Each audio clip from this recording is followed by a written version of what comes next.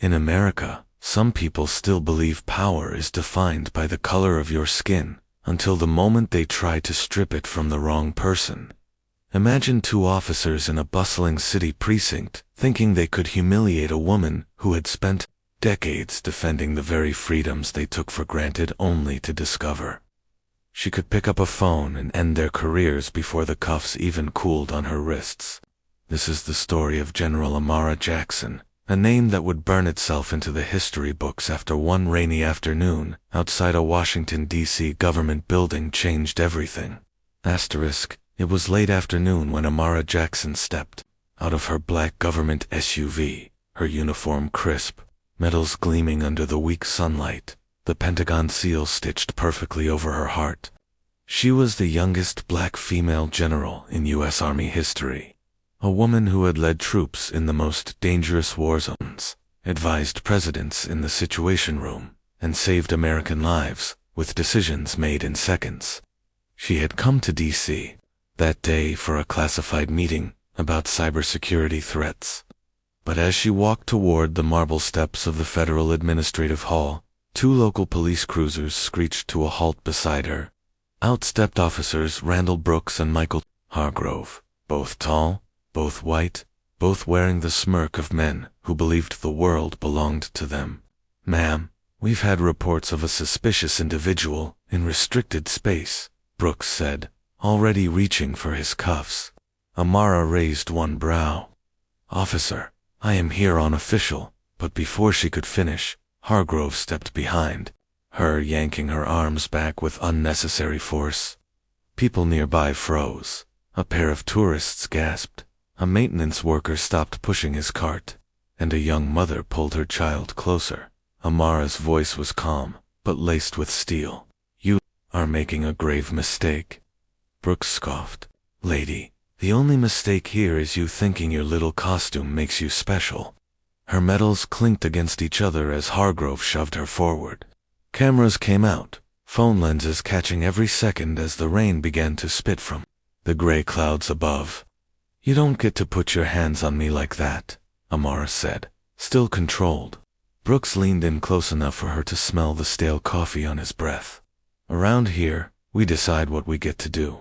In that moment, Amara decided she would let this play out, because every second they spent treating her like a criminal would be another nail in the coffin of their careers. They walked her past the flagpole, where the stars and stripes whipped in the wind, past a bronze statue of a Civil War general, into the back seat of the cruiser. Hargrove muttered something about teaching people respect. She didn't answer. She just looked out the rain-streaked window, memorizing every turn, every landmark. Somewhere inside her pocket, next to her military ID and a classified briefing packet, was her secure Pentagon phone. 23 minutes later, they had her in a cold interrogation room inside the 4th Precinct, a place that smelled faintly of mildew and overbrewed coffee. Brooks dropped a file on the metal table, sitting across from her like he was about to enjoy a game. "Name," he said, pretending not to look at the rows of ribbons on her chest. "General Amara Jackson, United States Army," she replied, evenly. Hargrove chuckled from the corner. "Cute. You practicing for a parade or something?" She didn't blink. "I am the commanding officer of Joint Task Force Sentinel, operating under the direct authority of the United States Secretary of Defense." That was the first time their smirks faltered, just for a split second. Brooks cleared his throat.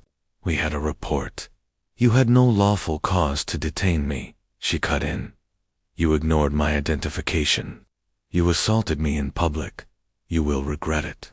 She reached slowly into her pocket, withdrew the matte black Pentagon issue phone, and set it on the table.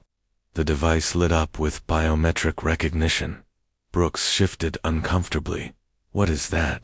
"This," she said, her voice dropping, "is the line that connects me to the Pentagon's National Command Center.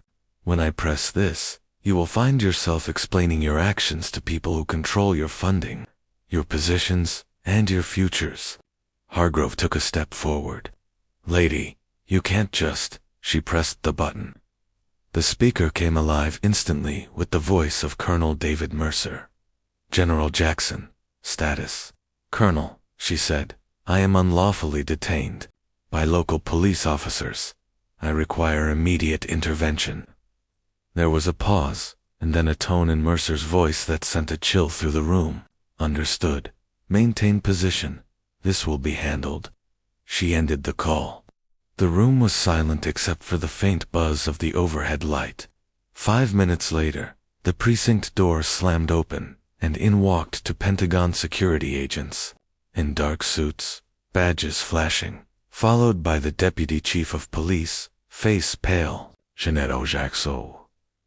The deputy stammered. "This is a misunderstanding. It's a violation," she corrected, "and it will be documented as such." Brooks tried to speak, but the security agent cut him off. "Officers, you will hand over your weapons and badges. Effective immediately. You are relieved of duty pending federal investigation." Hargrove's mouth opened, closed. No sound came out. The agents escorted Amara out into the rain, where her SUV was waiting. As she climbed in, she looked back once. "I warned you," she said.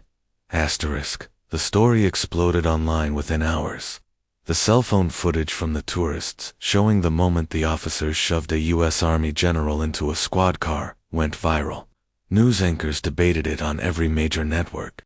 In the United Kingdom, BBC commentators compared it to the most infamous cases of police misconduct. In the U.S., hashtags like #GeneralJackson and #CuffedForHonor trended for days. The Pentagon released an official statement condemning the incident and confirming that General Jackson had been on classified assignment at the time. The mayor's office faced protests, not just from civil rights activists, but from veterans, groups furious that one of their own had been humiliated on home soil. Within 2 weeks, Brooks and Hargrove were fired, stripped of pensions, and under federal indictment for unlawful detention and assault of a federal officer. But for Amara, the event was more than justice. It was a statement. She returned to duty, addressing her troops at Fort Bragg with the same voice that had once ordered battlefield maneuvers in Afghanistan. "No one," she told them, "no matter their badge, their uniform, or the color of their skin, is above the law, and no one should be beneath its protection." The applause thundered across the base. In London, an editorial wrote that General Jackson represented the modern face of unshakable authority, unbowed, unbroken, unafraid.